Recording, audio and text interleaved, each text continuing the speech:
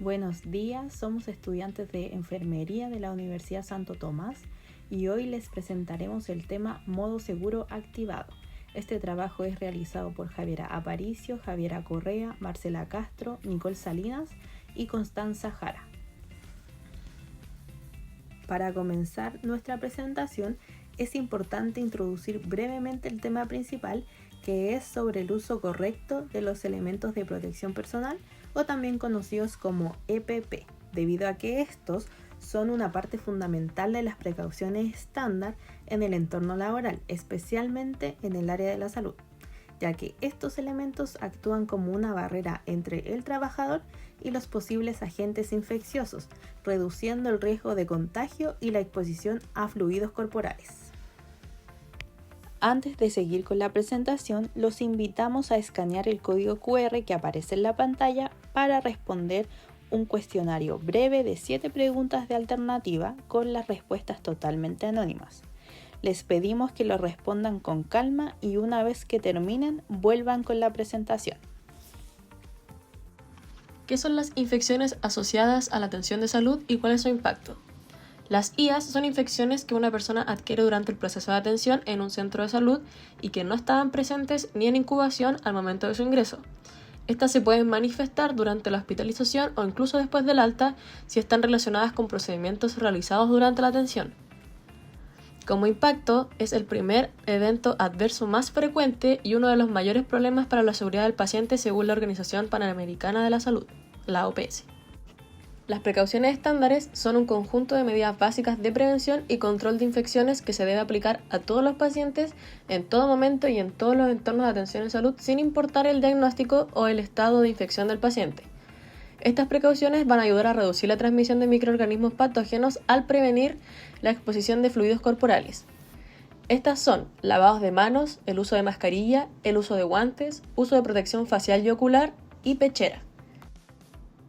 ¿De qué fluidos corporales nos van a proteger? Puede ser sangre, excreciones, secreciones como saliva, moco, esperma, leche, calostro o cerumen y trasudado o exudado, que puede ser líquido pleural, líquido cerebroespinal, líquido ascítico, líquido sinovial, líquido amniótico y pus.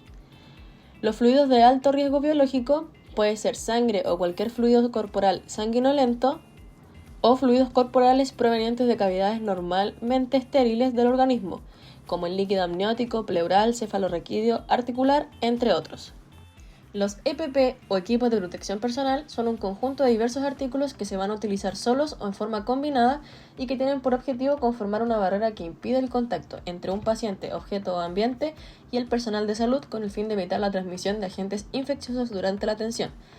Estos están indicados en todo momento en que el personal de salud se expone a riesgos dentro de la institución, frente a todos los pacientes, independiente del diagnóstico o cuadro infeccioso, en todos los lugares que se prestan atenciones de salud y en todas las atenciones que se brinden al paciente. Puede ser como aseo y confort, acompañamiento, traslados, exámenes, medición de signos vitales o en el manejo de equipo, residuos, ropa hospitalaria y material cortopunzante. Higiene de manos. Esta es una práctica básica y fundamental para reducir la transmisión de agentes infecciosos, ya que tiene como objetivo remover la microbiota transitoria y disminuir la microbiota comensal de la piel del personal de salud. El término de higiene de manos se refiere a un concepto para obtener manos seguras que puedan salvar vidas y que según la OMS incluye el lavado de manos clínico con agua y jabón, la higiene de manos con soluciones en base al alcohol y el lavado de manos quirúrgico. En esta diapositiva podemos observar dos tipos de imágenes. En el lado izquierdo se observan los pasos a seguir del cómo uno debe lavarse las manos, que es un procedimiento que debe durar entre 40 a 60 segundos. Y en el lado derecho podemos observar la imagen de los pasos a seguir de cómo uno debe desinfectarse las manos, el cual este procedimiento debe durar de 20 a 30 segundos. Ustedes pueden pausar el video para ver los pasos a seguir y después poner play para seguir viendo este video. Ya, ¿en qué momentos uno debe de realizar una higiene de manos? Bueno, según la OMS indica 5 momentos. El primer momento es antes de tocar al paciente, el segundo momento es antes de realizar una tarea limpia o aséptica, el tercer momento es después del riesgo de exposición a líquidos corporales, el cuarto momento es después de tocar al paciente, el quinto momento después del contacto con el entorno del paciente. Luego de lo mencionado anteriormente, el personal de salud debería realizar la higiene de manos en los 5 momentos ya mencionados, seleccionar los elementos de protección personal en base a la evaluación de riesgo y el tipo de aislamiento del paciente, desechar y reemplazar los elementos de protección personal si es que se daña o se ensucia, quitarse y desechar los elementos de protección personal al salir de la habitación o de la unidad del paciente. Existen diferentes tipos de aislamientos. Tenemos el aislamiento por contacto, que se utiliza cuando hay sospecha de una enfermedad que se transmite por contacto directo a través de secreciones y exudados. Como principal medida de prevención, siempre tenemos el lavado de manos, que debe ser realizado en los 5 momentos. El uso obligatorio de EPP para este tipo de aislamientos son el delantal desechable y guantes. También se pueden utilizar mascarillas y antiparras para prevenir el riesgo de salpicaduras de algún fluido. Como dato importante, tenemos que los pacientes con este tipo de precaución deben encontrarse en una sala única o en corte. Esto quiere decir que deben tener una distancia mínima de 1 metro entre paciente y paciente. Los dispositivos clínicos deben ser de uso individual y las visitas deben estar restringidas para cada paciente. Los microorganismos más comunes que causan este tipo de aislamientos son los virus respiratorios sincicial, rotavirus, hepatitis A, herpes simple, Clostridium difficile y microorganismos multiresistentes en sus diversas localizaciones. El aislamiento por gotitas ocurre cuando las partículas son mayores a 5 micras. Son gotitas visibles, generadas al hablar, toser o estornudar, que quedan suspendidas en el aire hasta 1 metro de distancia. Como principal medida de prevención, tenemos el lavado de manos, que debe ser realizado en los 5 momentos. El uso obligatorio de EPP para este tipo de aislamientos son la mascarilla quirúrgica, guantes, delantal desechable y antiparras si hay riesgo de salpicaduras.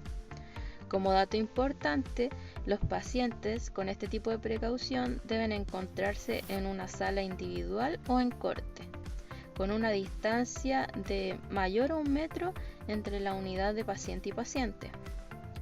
Las visitas también deben ser restringidas. Los microorganismos más comunes que causan este tipo de aislamientos son la meningitis meningocócica, la difteria, infección por Haemophilus influenzae, coqueluche, micoplasma, adenovirus, parotiditis, rubiola, influenza, SARS y COVID-19.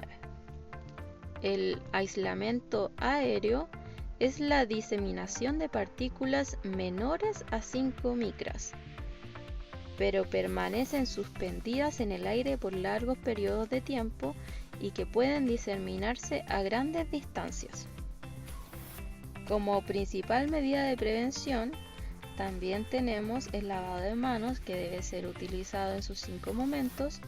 El uso obligatorio de EPP son las mascarillas N97, guantes, pechera desechable y antiparras.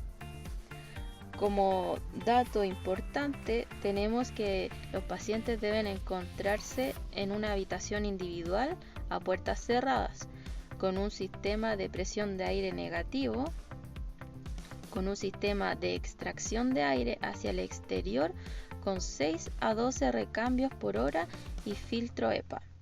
Las visitas para este tipo de pacientes también son restringidas. Los microorganismos más comunes que causan este tipo de aislamiento son el TBC pulmonar, la varicela, el sarampión y el herpes zóster diseminado.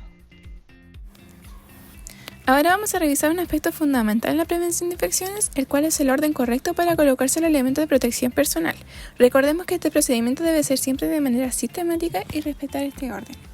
En primer lugar tenemos el lavado de manos, en segundo lugar la colocación de la cofia clínica si se requiere, en tercer lugar tenemos la mascarilla correspondiente según el tipo de aislamiento. Si es de tipo aéreo tenemos que usar la cadena 95 y si es tipo gotita tenemos que usar la mascarilla quirúrgica. En cuarto lugar tenemos el escudo facial antiparras, quinto lugar pechera desechable y finalmente los guantes clínicos. Seguir este orden nos va a garantizar una protección efectiva y evitar el contacto con microorganismos desde el primer momento. Recordemos que ponerse la EPPD de forma incorrecta es tan riesgoso como no usarlo.